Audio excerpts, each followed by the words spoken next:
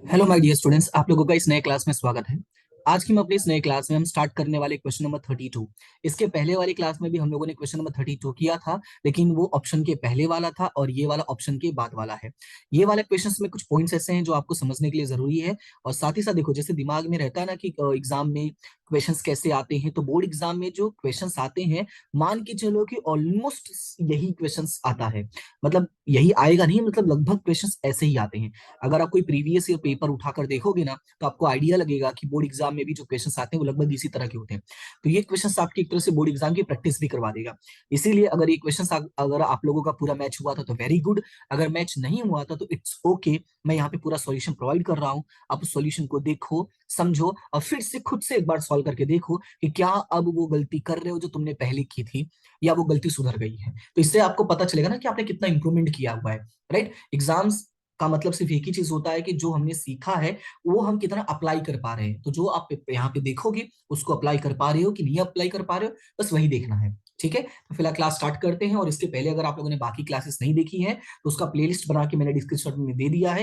वो डिस्क्रिप्शन में जो प्लेलिस्ट है उसको सीधा क्लिक करके आप सारी वीडियोस देख सकते हैं। यानी कि जो भी 1 से लेकर 32 तक क्वेश्चन मैंने बताए हैं वो सारे आप क्वेश्चन देख सकते हैं। ठीक है, पीडीएफ जैसी ही क्लास खत्म होगी मैं प्रोवाइड कर दूंगा। पूरे क्वेश्चन खत्म होने के बाद 3 क्वेश्चन और बचे हैं, सॉरी 3 नहीं 4 क्वेश्चन बचे हैं। ये चारों क्वेश्चन खत्म होने के बाद मैं प्रोवाइड कर दूंगा। ओके, तो फिलहाल स्टार्ट करते हैं और समझते हैं क्वेश्चन में क्या लिखा हुआ है। क्वेश्चन में लिखा हुआ है, जगत और विश्व समान हिस्से के लाभानी बांटने वाले साझेदार। ध्यान से सुनना, क्या लिखा है कि जगत और विश्व समान हिस्से के लाभानी बांटने वाले साझेदार हैं। उनकी पीढ़ी की पक्की तलपट निम्नानुसार है। और इसमें याद रखना है, ये प्रवेश का क्वेश्चन है। कैसे पता चला? क्योंकि दो नाम दिया हुआ है, जगत और विश्व का। और उसके बाद अगर ध्यान दोगे तो यहाँ पे नीचे लिखा हुआ है, 31/3/22 के दिन उन्होंने समष्टि को नए साझेदार के रूप में प्रवेश दिया। याद रखना, नया साझेदार कौन है? समष्टि है। ठीक है, पुराने साझेदार कौन है? जगत और विश्व। और नया कौन है? समष्टि है। ठीक है, अब देखो पिछले सवाल में जो मैंने गलती की थी वो मैं आपको समझा रहा हूं कि आप क्या करोगे। गलती मैंने ये किया था कि मैंने सवाल में ये नहीं तुम्हें पढ़ के बताया कि इस सवाल में हमें सॉल्व क्या करना है। राइट, जैसे इसमें लगभग देखोगे तो समायोजन, जो 9 समायोजन दिया हुआ है, 9 समायोजन के बाद लास्ट लाइन पढ़ोगे तो क्या लिखा है कि नए साझेदार की ख्याति संबंधी प्रविष्टि लिखो। मतलब क्या है, इसमें तुम्हें ख्याति संबंधी रोजनामचा भी लिखना है, पुनः मूल्यांकन खाता बनाना है, साझेदारों का पूंजी खाता बनाना है, और समष्टि के प्रवेश के बाद की पक्की तलपट बनाना है। यानी कि जो 4 खाते नॉर्मली हम बनाते हैं वो तो बनाना ही पड़ेगा। बस एक्स्ट्रा ये है कि इन लोगों ने बोल दिया है भाई ख्याति संबंधी रोजनामचा भी लिख के दिखाओ। तो ये आपका मेन पॉइंट में आता है। मतलब ये है कि आप इससे भाग नहीं सकते हो। और अगर आप मेरी क्लासेस देखे होगे तो मैंने आपको बताया भी है कि ये सारी चीजें लिखना आपको आना जरूरी है। तभी आप प्रॉपर तरीके से आप इन क्वेश्चंस को सॉल्व कर पाओगे। ठीक है, तो फिलहाल क्वेश्चंस को शुरू करते हैं, बाकी जो आता जाएगा वो मैं एक्सप्लेन करता जाऊंगा। सबसे पहला पॉइंट है, समष्टि पूंजी के रूप में 1 लाख रुपए और अपने भाग की ख्याति के रूप में 18,000 रुपए रोकड़ लाएगी। कितना रुपए ला रही है? 1 लाख रुपए और 18,000 रुपए। तो 1 लाख रुपए लाने का रोजनामचा क्या बनेगा? रोकड़ उधार पूंजी जमा। और इसका बनेगा रोकड़ उधार ख्याति प्रीमियम खाते जमा। तो ये पिछले क्लास में भी मैंने डिट्टो एक्सप्लेन किया था। तो यहाँ पे देखो एंट्री कैसे होगी। सबसे पहले आपको पता होना चाहिए रोजनामचा क्या बनता है। रोकड़ खाते उधार, ध्यान से सुनना, रोकड़ खाते उधार, और समष्टि है ना तो स लिख देता हूं बस, समष्टि की पूंजी खाते जमा। ये लिखना नहीं था लेकिन मैं आपको लिख के सिर्फ समझा दे रहा हूं। ये पहला रोजनामचा बन जाएगा आपका पूंजी का। और ख्याति का जो रोजनामचा है वो कैसे बनेगा? वो बनेगा रोकड़ उधार अति प्रीमियम खाते जमा। राइट। तो ये रोजनामचा याद रखोगे तो एंट्री करने में आसान होगा। अब देखो दोनों में ही रोकड़ खाते क्या हुआ? उधार हुआ है। तो चलते हैं पहले रोकड़ के उधार में दोनों एंट्री कर देते हैं। तो रोकड़ का यहाँ पे मैंने पूंजी के नीचे बनाया हुआ है। नॉर्मली जो तरीका होता है बनाने का, सबसे पहले आप क्या बनाओगे? आप सबसे पहले बनाओगे पुनः मूल्यांकन खाता। और ये 5 से 7 लाइन का बनाया करो। ठीक है, ज्यादा से ज्यादा 10 लाइन के, इससे ज्यादा बनाने की जरूरत नहीं है। देखो इसमें भी कितना बना है, 1 2 3 4 5 6 7 8 9 10 11 12 13 लाइन का। अब उसमें भी देखोगे तो ये लाइन मैंने बीच में छोड़ दिया है, मैंने ये लाइन छोड़ दिया है, ये लाइन छोड़ दिया, यानी 4 लाइन तो मैंने छोड़ ही दिया है ना। यानी कहने का मतलब 13 से वापस 4 माइनस करो तो 9 लाइन हो गया कि नहीं हो गया? तो कहने का मतलब है कि 10 लाइन का मैक्स टू मैक्स बनाया करो। उसके बाद अगला आता है तुम्हारा पूंजी खाता। तो पूंजी खाता भी सेम वही 10 से 12 लाइन का बनाया करो। इसमें भी देखो 2 3 लाइन मैंने छोड़ दिया है। तो 10 से 12 लाइन का बनाया करो। उसके बाद रोकड़ खाता जो है वो से 7, मैक्स टू मैक्स 7 लाइन का। उसके बाद आपका जो आरती चिट्टा बनता है वो कोशिश किया करो कि 10 से 15 लाइन का बनाया करो। तो ये दिमाग में रखोगे ना, इससे ज्यादा नहीं आता है, ठीक है। इससे ज्यादा कोई भी सवाल में कभी नहीं पूछेगा। तो ये चीजें याद रखोगे तो आपको फटाफट जो है ना लाइन ड्रॉ कर लिया करो। इससे क्या होगा, आपका टाइम बचेगा, ठीक है। तो फिलहाल अभी चलते हैं, एंट्री देख लेते हैं रोकड़ खाता में। तो रोकड़ खाता में एंट्री में देखोगे तो रोकड़ के उधार में ये पूंजी की एंट्री हो गई है और ये खाती प्रीमियम की एंट्री हो गई है। यानी पहला पहला एंट्री तो हमने डन कर दिया 1,18,000 रुपए। उसके बाद दूसरा पॉइंट यहाँ पर देखोगे तो दूसरा पॉइंट क्या कवर किया है, रोकड़ खाते उधार और समष्टि की पूंजी खाते जमा, यानी पूंजी के जमा पक्ष में भी एंट्री आई है। और यहाँ पे ख्याति प्रीमियम, तो ख्याति प्रीमियम का तो खाता नहीं बना इसलिए इसको भूल जा, लेकिन इसको तो लिखना पड़ेगा ना। तो समष्टि के पूंजी के जमा पक्ष में, यानी कि चलते हैं पूंजी के जमा पक्ष साइड में। तो ये रहा हमारा पूंजी खाता और ये रहा हमारा जमा पक्ष। तो इसकी एंट्री हमने यहाँ पे लिख दिया रोकड़ खाता के नाम से समष्टि के जमा पक्ष में। क्लियर इतना। तो ये हमारा पहला समायोजन कंप्लीट है। उसके आगे भी क्या लिखा था वो भी पढ़ना पड़ेगा, मैंने यहीं तक पढ़ा था। आगे लिखा था कि ख्याति की अंतर की रकम का समायोजन, ध्यान से सुनना, ख्याति की अंतर की रकम का समायोजन आवश्यक लगी तो उसका लेखा पूंजी खाते में कीजिए। देखो ये लाइन अगर लिखा है तो वेरी गुड, नहीं लिखा है तब भी ध्यान से सुनना। अगर ये लाइन नहीं लिखा है तब भी याद रखना है कि अगर सवाल में कुल ख्याति दिया हो, ठीक है, क्या दिया हो सवाल में, कुल ख्याति दिया हो, तो तुम्हारी जिम्मेदारी है एक बार चेक करना। क्या चेक करोगे, चेक ये करना है कि जो नया साझेदार है, ध्यान से सुनना, जो नया साझेदार है वो पूरी ख्याति लाया है या नहीं, पूरी ख्याति लाया है या नहीं। क्लियर है, ये मैंने इसलिए लिख दिया ताकि तुम्हें ध्यान रहे। क्या याद रखना है कि अगर सवाल में ये लाइन दिया हो या ना दिया हो, पर अगर सवाल में कुल ख्याति भी दिया हो, राइट, कुल ख्याति भी दिया हो, तो याद रखना क्या करना होगा, तुम्हें चेक करना पड़ेगा, ये तुम्हारी जिम्मेदारी है। क्या चेक करना पड़ेगा कि जो नया साझेदार आ रहा है वो पूरी ख्याति लाया है या नहीं लाया है। और ये लाइन लिख दिया तब तो लॉटरी लग गई है, ठीक है। तो फिलहाल अभी पहले समाज में तो कुल ख्याति दिया नहीं, इसलिए इसको मैं छोड़कर मैं आगे बढ़ता हूँ। दूसरे सवाल में लिखा है जमीन और मकान की कीमत में 20% और फर्नीचर की कीमत में 10% की वृद्धि कीजिए, ठीक है। कितना परसेंट करना है वृद्धि, 20% और 10%। तो अब हम क्या करते हैं, इसको लेके आगे बढ़ते हैं कि 20% वृद्धि कर रहा हूं 10%। तो जमीन और मकान अपने पास कितने का है, तो जमीन मकान अपने पास 3 लाख रुपए का है और फर्नीचर अपने पास कितने का है, फर्नीचर अपने पास 30,000 का है। कितना परसेंट वृद्धि करना है, जमीन मकान में 20%, फर्नीचर में 10%। वृद्धि करोगे तो हमारे लिए क्या, वृद्धि करोगे तो हमारे लिए फायदा होगा। और फायदा मतलब पुनः मूल्यांकन के जमा में। एंट्रीज दिमाग में क्लियर होना बहुत जरूरी है, जैसे सवाल पढ़ते हो वैसी एंट्री क्लियर होगा तो सॉल्व करना आसान होगा। तो यहाँ पे देखो जमीन मकान और फर्नीचर 60,000 और 3,000 कैसे पता चला, मैंने कहा ना फायदा हुआ मतलब पुनः मूल्यांकन के जमा में, तो फटाफट जमा में एंट्री होगी 60,000 और 3,000 से।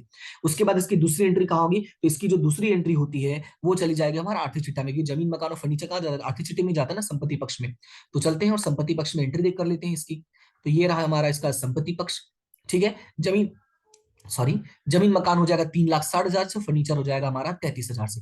ये 3,60,000 कैसे आया, टोटल 3 लाख था उसमें 60,000 जोड़ा और ये टोटल 30,000 था। तो चलो इसमें जगह है तो मैं लिख देता हूँ, ये 30,000 था प्लस उसमें 3,000 की वृद्धि हुई है, तो जोड़ के आपका हो गया 33,000 रुपए। क्लियर है इतना, ये हमारा दूसरा समायोजन कंप्लीट। अब चलते हैं अगले समायोजन पे। तो अगला समायोजन क्या लिखा हुआ है, अगला समायोजन लिखा हुआ है यंत्र की और स्टॉक की कीमत में 10% कमी कीजिए। देखो यहाँ पे ये वर्ड पे फोकस करना, कमी करना है मतलब फायदा या नुकसान। तो कमी मतलब होता है नुकसान। कैसे पता चला, सर संपत्ति में कमी हो रहा है तो नुकसान होगा, नुकसान मतलब पुनः मूल्यांकन के उधार में। तो कंफर्म है यंत्र और स्टॉक की जो एंट्री होगी वो पुनः मूल्यांकन के उधार में होगी, लेकिन कितने से होगी उसके लिए हमें सवाल को देखना पड़ेगा। तो यंत्र अपने पास 1 लाख का है और स्टॉक अपने पास 40,000 का है, राइट। 1 लाख और 40,000 कितना परसेंट बोला था, दोनों में 10%। तो 1 लाख और 40,000 का 10-10% कर दो, तो 1 लाख का 10% करोगे तो 10,000 होगा। कहाँ गया ये रहा पुनः मूल्यांकन खाता हमारा, ये देखो यंत्र खाता 10,000 से और स्टॉक खाता 4,000 से, क्योंकि ये 1 लाख था तो 1 लाख का 10% 10,000 हो जाएगा और 1 लाख का, अरे सॉरी, 40,000 का 10% 4,000 हो जाएगा। अब ये स्टॉक और यंत्र दोनों कहाँ जाता है, हमारा संपत्ति पक्ष में जाता है। तो चलते हैं और इसको संपत्ति पक्ष में लिख देते हैं। तो ये रहा हमारा संपत्ति पक्ष। क्या नाम लिखेगी, हमने यंत्र लिखा और स्टॉक लिखा। यंत्र में क्या करना, 1 लाख में से 10,000 क्या करना है, माइनस करना है क्योंकि कमी हुआ है। और इसमें 40,000 में से क्या करना है, 4,000 रुपए माइनस करना है। क्लियर हुआ ये बात। तो ये हमें पॉइंट्स याद रखना है। यहाँ पे मैं पूरा गणना इसलिए लिख दे रहा हूँ, हालांकि मैंने सॉल्यूशन किया फिर भी ये सारी चीजें इसलिए लिख दे रहा हूँ कि जब ये आपके पास पीडीएफ आएगा, ताकि अगर उस समय पे भी कोई क्वेश्चन आता है, कोई मन में डाउट होता है, तो इस पीडीएफ को देख के आप सॉल्यूशन कर सको, आपको बार बार यूट्यूब पे ना आना पड़े। आपका काम बचा रहा हूँ, आपका टाइम बचा रहा हूँ। ठीक है, तो उम्मीद करना कि ये बातें आपको समझ में आ रही होंगी कि कैसे इसका यूज करना होता है। चलते हैं फिलहाल अगले पॉइंट पे। अगला पॉइंट है देनदारों पर 5%, डूबत ऋण पर 2%। याद है मैंने कहा था पिछले सवाल में यानी पिछले क्लास में मैंने एक्सप्लेन किया था कि जब भी देनदार और ये वाला पॉइंट आता है तो सबसे पहले आपको याद रखना है कि हम सबसे पहले क्या करेंगे, हम सॉल्यूशन करेंगे कहाँ पे, आर्थिक चिट्ठे में। तो चलते हैं पहले देनदार देख लेते हैं अपने पास कितने का है। तो अपने पास देनदार है 50,000 का। अब कितना परसेंटेज रखना है वो भी देख ले, 5% और 2%। तो चलते हैं आर्थिक चिट्ठे में और 5% और 2% का सॉल्यूशन करते हैं। तो यहाँ पे हमने लिखा 50,000 रुपए, यहाँ पे मैं टिक कर देता हूँ, ये 50,000 लिखा। फिर उसके बाद 5%, तो 50,000 का 5% करोगे तो 2500 रुपए होगा। फिर आय बचेगा 47,500 रुपए, तो यहाँ पे मैं लिख देता हूँ 5%। और फिर उसके बाद हमें करना है 2%। तो 2% करोगे तो आएगा 950 रुपए। तो 47,500 में से 950 रुपए माइनस किया तो आएगा 46,550 रुपए। क्लियर हुआ इतना। अब अगर ध्यान दिए होगे तो हमारा जो आर्थिक चिट्ठा है उसमें कहीं भी डूबत ऋण या बट्टा अनामत के बारे में जानकारी नहीं है। इस पूरे डब्बे में चेक कर लो, पूरे डब्बे में कहीं नहीं, ना यहाँ पे कहीं दिया हुआ है ना यहाँ पे कहीं दिया हुआ है। मतलब जो कहीं नहीं दिया है तो हम डायरेक्टली उसी को मान के चलते हैं। तो पूरा का पूरा ये हमारा क्या हो गया, नुकसान हो गया। और नुकसान की एंट्री कहाँ करते हैं, पुनः मूल्यांकन के उधार में। तो चलते हैं इसकी एंट्री कर देते हैं पुनः मूल्यांकन के उधार में। तो ये रहा हमारा पुनः मूल्यांकन और ये रहा हमारा उधार। तो यहाँ पे देखो डूबत ऋण अनामत और ये रहा हमारा भट्टा अनामत, दोनों की एंट्री कर दिया है। क्लियर है इतना। अब चलते हैं नेक्स्ट पॉइंट पे। तो नेक्स्ट पॉइंट कहाँ है, ये रहा। नेक्स्ट पॉइंट में लिखा है लेनदारों की कुल कीमत में से, ध्यान से सुनना, लेनदारों की कुल रकम में से 6,000 अब चुकाना नहीं है। तो जब 6,000 चुकाना नहीं तो हमारा क्या हो गया, फायदा हो गया। और फायदा मतलब पुनः मूल्यांकन के जमा पक्ष में। तो ये देखो लेनदारों में पुनः मूल्यांकन के जमा पक्ष में लिख दिया। दूसरा लेनदार कहाँ लिखते हैं, दायित्व में लिखते हैं। तो दायित्व में कॉपी पेस्ट कर दो। सर कैसे पता चला आपको दायित्व में लिखते हैं, यहाँ पे लेनदार कहाँ दिया है, यहाँ पे दायित्व में दिया है ना। तो जहां दिया है वहीं चल के उठा के कॉपी पेस्ट कर दो, उठा के पटक दो। तो चलते हैं और यहाँ पे उठा के पटक देते हैं। सॉरी ये तो दूसरा सवाल आ गया। हाँ ये रहा।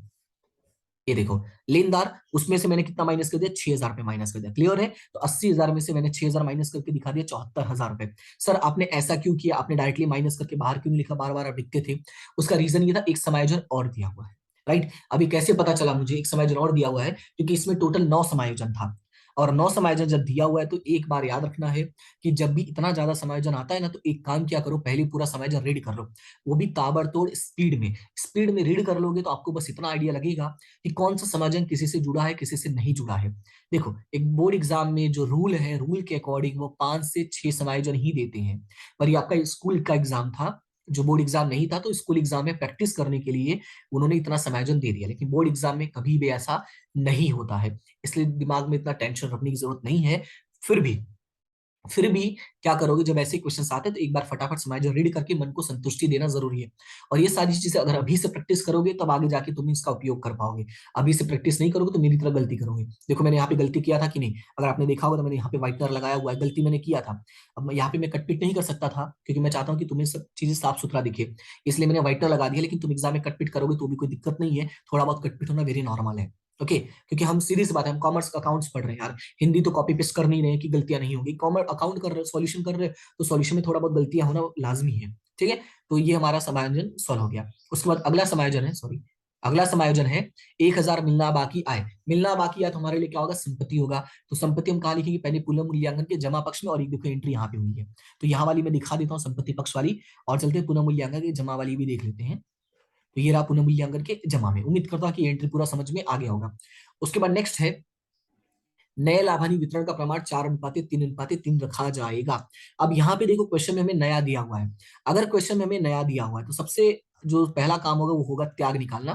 तो त्याग बराबर क्या हो जाएगा, पुराना माइनस नया। अब इस पुराना और माइनस नया का इस्तेमाल करके हमने जो पिछली गणनाएं छोड़ दी थी वो गणना हम यहाँ पे कंप्लीट करेंगे। तो यहाँ पे मैं लिख देता हूँ पुराना माइनस नया। अब चलते इसका सॉल्यूशन भी देख लेते हैं। मैंने शायद सॉल्यूशन तो किया ही होगा, नहीं किया होगा तो मैं फिर से करके दिखा दूंगा, कोई दिक्कत नहीं है। हाँ ये रहा किया है। गड़बड़ी हो गया था, इस क्वेश्चन के बाद मैंने सॉल्यूशन कर दिया था। ये डब्बा मैंने पहले ही बना दिया था, मुझे लगा था शायद सॉल्यूशन नहीं करना पड़ेगा, लेकिन करना पड़ा। ठीक है। तो ये दिमाग में याद रखना, पहले कोई दूसरे क्वेश्चन का डब्बा मत बना, मैंने यहाँ पे दूसरे क्वेश्चन का डब्बा ऑलरेडी बना दिया था। इसीलिए जो सॉल्यूशन है वो यहाँ पे नीचे हो गया है। पर उससे आपको इतना चिंता नहीं करना, मैं आपको एक्सप्लेन तो कर ही रहा हूँ ना, तो बस आप एक्सप्लेनेशन पे ध्यान दो। तो सबसे पहले यहाँ पे त्याग बराबर क्या हो जाएगा, पुराना माइनस नया हो जाएगा। पुराना कितना था, 1:1 था। सवाल में कहां से पता चला 1:1, क्वेश्चन में लिखा हुआ था समान भाग। समान का मतलब होता है 1:1, क्योंकि दो ही लोग हैं ना इसलिए 1:1 हो जाएगा। तो 1/2, 1/2। नया कितना है, 4:3:3, यानी 4/10 और 3/10। ध्यान से सुना, 4/10 और 3/10। अब यहाँ पे 10 है और यहाँ पे 2 2 है, ध्यान से सुनना, दोनों में 2 2 है, और सॉरी दोनों में 10 10 और यहाँ पे 2 2 है। तो मैंने क्या किया, 5 से गुणा और 5 से भाग, क्योंकि 10 है तो 2 में 5 से गुणा करोगे 10 हो जाएगा ना, तो ऊपर भी 5 और यहाँ पे भी 5 है। तो सोल्यूशन क्या मिला, 5/10 और 5/10, -4/10 और 3/10। तो माइनस करोगे तो 5 में से 4 गया 1 और 5 में से 3 गया 2, यानी जो त्याग आया वो कितना है, 1:2। यानी कि जो भी रकम आएगी उसका बंटवारा हम कौन से अनुपात में करेंगे, 1:2 में। तो ये जो मैंने कैलकुलेशन रोजनामचा दिखाया, ये मैंने एक साथ का दिखाया है, मैं आपको अलग अलग भी दिखाता हूँ। तो ये रोजनामचा आप फिलहाल अभी के लिए इग्नोर करो, मैं आपको अलग अलग वाला दिखाता हूँ। तो सबसे पहले यहाँ पे ध्यान से सुना, एंट्री यहाँ पे दिखाता हूं मैं पूंजी के साइड में, ताकि आपको सॉल्यूशन जो है तो आपके साथ रहे, तो आपको सॉल्व करने में दिक्कत नहीं होगा।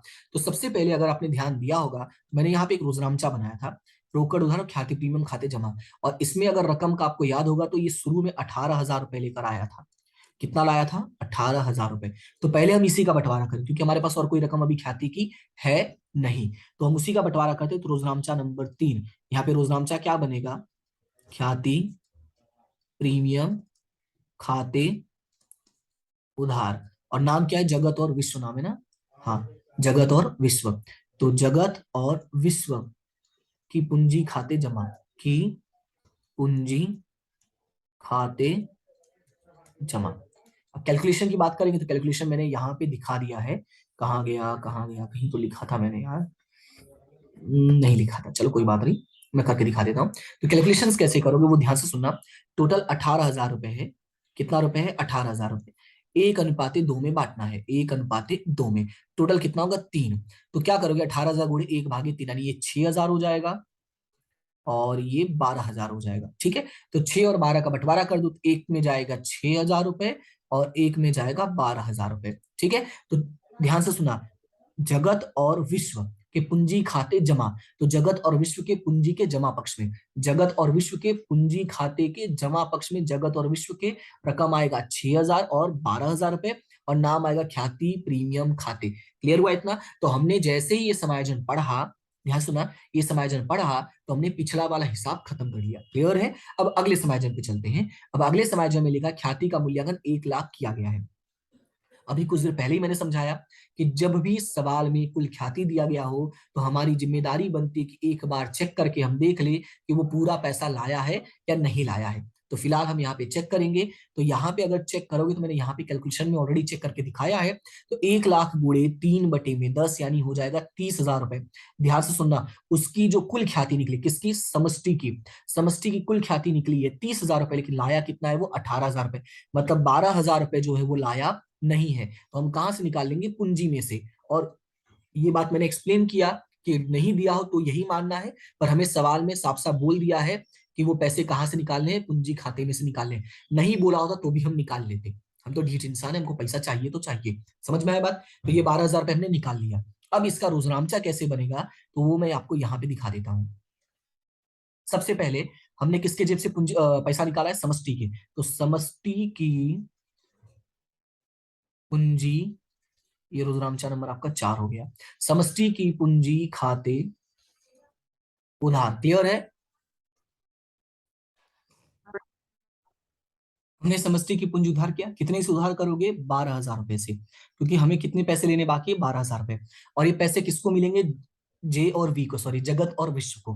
राइट, तो यहाँ पे रोजनामचा बन जाएगा जगत और विश्व। तो ये पहले ये जे मैं ढंग से लिख देता हूं, जगत और विश्व, साथ में मैं लिख रहा, लेकिन एग्जाम में याद रखना, तुम साथ में नहीं लिखोगे, तुम लिखोगे जगत की पूंजी खाते जमा और विश्व की पूंजी खाते जमा। ये सिर्फ समझाने के लिए मैं और समय बचाने के लिए लिख रहा हूं, ताकि वीडियो जो है ज्यादा लेंदी ना बना करे।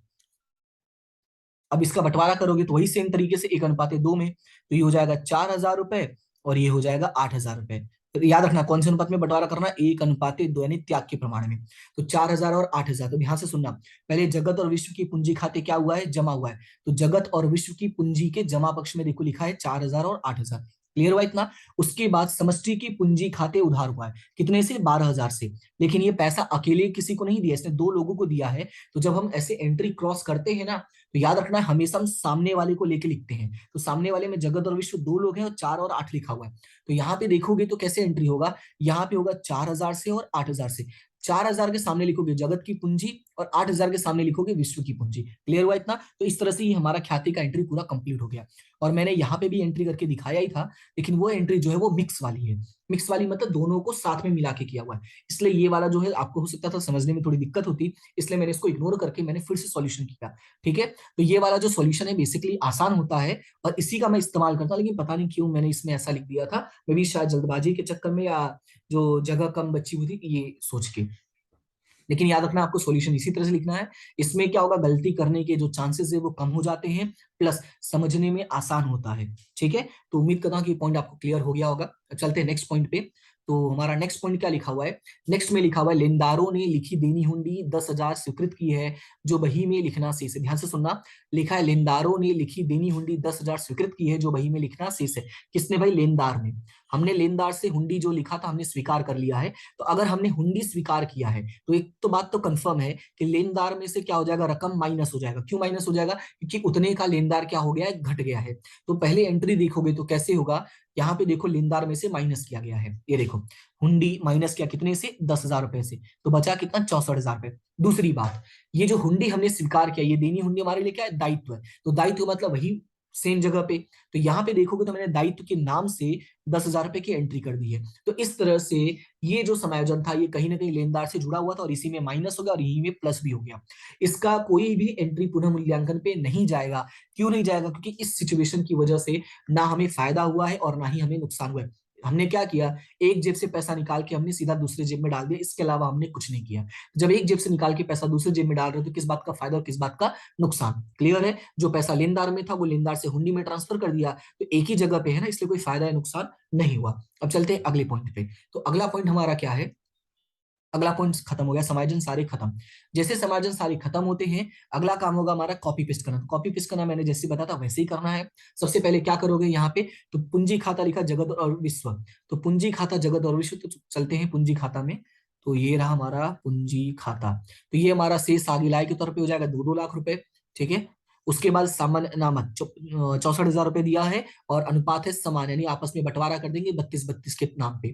तो यहाँ पे देखो बंटवारा कर दिया, सामान्य अनामत देखोगे, जैसे अगर ध्यान से देखोगे तो मेरी एंट्री उसी तरह से हुई जैसे मैं एक्सप्लेन कर रहा हूँ, क्योंकि ये सॉल्यूशन मैंने खुद से सॉल्व किया है, कहीं से कॉपी पेस्ट नहीं। अगर आप कहीं से देखोगे ना किसी स्टैंडर्ड बुक में जो आती है नॉर्मली, तो वो लोग क्या करते हैं ना कि समायोजन और ये आर्थिक चिट्ठा दोनों साथ में सॉल्यूशन करते हैं, और यही वजह होती है बच्चों को समझने में दिक्कत होती है। मैं अलग तरीके से करवाता हूँ। तो उम्मीद करता हूँ कि आपको ये तरीका समझ में आ रहा होगा। समझ में आ रहा तो क्या करोगे, सपोर्ट कर दो, थोड़ा लाइक शेयर सब्सक्राइब कर देना है। ठीक है, फिलहाल आगे बढ़ते हैं सवाल पे, टाइम नहीं है ज्यादा।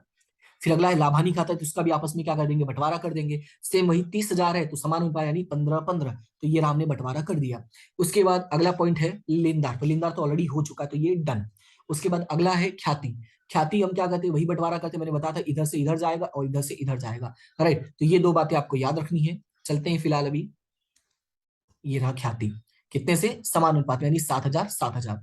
उसके बाद अगला नाम क्या है, जमीन और मकान। तो जमीन और मकान ऑलरेडी डन है, तो ये डन हो गया है। यंत्र तो हो ही चुका था, फर्नीचर भी हो चुका था, देनदार भी हो चुका था और स्टॉक भी हो चुका है। यानी ध्यान से देखो तो लगभग सारी एंट्री ही हो चुकी है। एक बचा और रोकड़ और बैंक। तो रोकड़ और बैंक में हम क्या लिख देंगे, शेष आगे लाए। तो यहाँ पे चलते हैं, लिख देते हैं रोकड़ बैंक में शेष आगे लाए, और हमने यहाँ पे एंट्री कंप्लीट कर दिया। क्लियर हुआ इतना? तो यहाँ पे शेष आगे लाए डन। अब हमारा अगला काम क्या होगा, जैसे ही हमारा, ध्यान से सुनना, जैसे ही हमारा सवाल खत्म होता है, समायोजन खत्म होता है, अगला काम हमारा होता है टोटल करना। सवाल खत्म हो गया, समायोजन खत्म हो गया, अब चलते हैं टोटल करते हैं।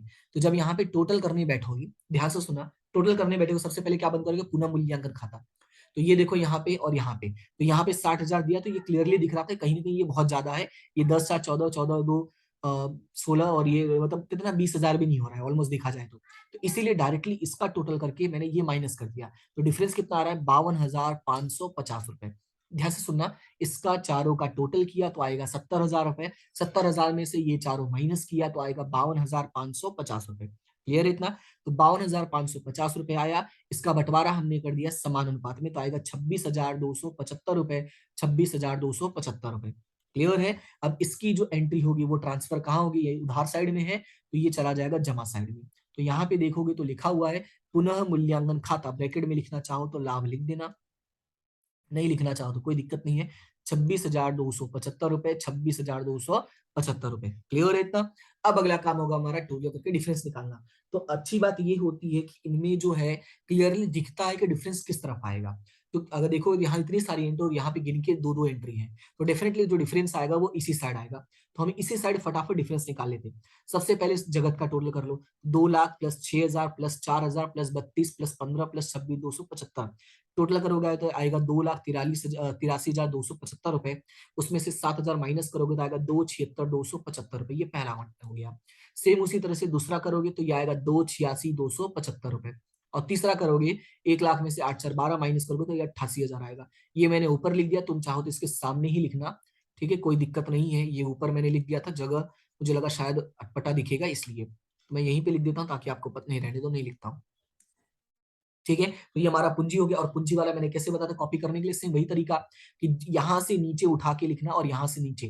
तो यहाँ से नीचे क्या होता है, तो यहाँ से नीचे आता है हमारा दायित्व पक्ष। देखो इसके नीचे मैं जाते रहता हूँ, जैसे अगर देखोगे तो ये देखो पेन के नीचे देखते रहना, ये इसके नीचे क्या आएगा, दायित्व आएगा। ये रहा दायित्व, तो उसी के नीचे यहाँ पे कॉपी कर दिया 2,76,275, 2,86,275। ठीक है, एक बार देख लो, 2,76, 2,86। ठीक है, तो ये हमने कॉपी कर दिया और ये 88,000 तो आएगा 6,50,550 रुपए। तो ये एंट्री भी हमारी डन हो गई है। अब उसके बाद अगला खाता जो बंद करना होता है वो होता है रोकड़ खाता। तो रोकड़ खाता अगर यहाँ पे देखोगे तो रोकड़ खाता है, 3 एंट्री है, इस साइड कोई एंट्री नहीं था। इस साइड देखो कोई एंट्री मैंने टिक नहीं किया है ना, मतलब यही तीन का टोटल जो है वो यहाँ पे आ जाएगा 1,58,000 रुपए। तो यही 1,58,000 कहाँ पे चला जाएगा, रोकड़ खाता के नाम से, यानी यहाँ पे। और इस तरह से हमने यहाँ पे भी सारी एंट्री कर दी। अब टोटल करोगे तो आएगा 7,24,550 रुपए। और यहाँ पे भी आएगा 7,24,550 रुपए। क्लियर इतना? तो यहाँ पे ये हमारा सवाल जो है वो कंप्लीट होता है।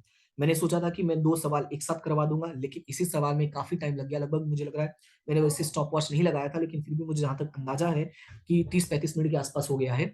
तो अगर नहीं भी हुआ है तो मुझे लग रहा है लेंदी हो गया है। तो अगला जो क्वेश्चन है हमारा क्वेश्चन नंबर 33।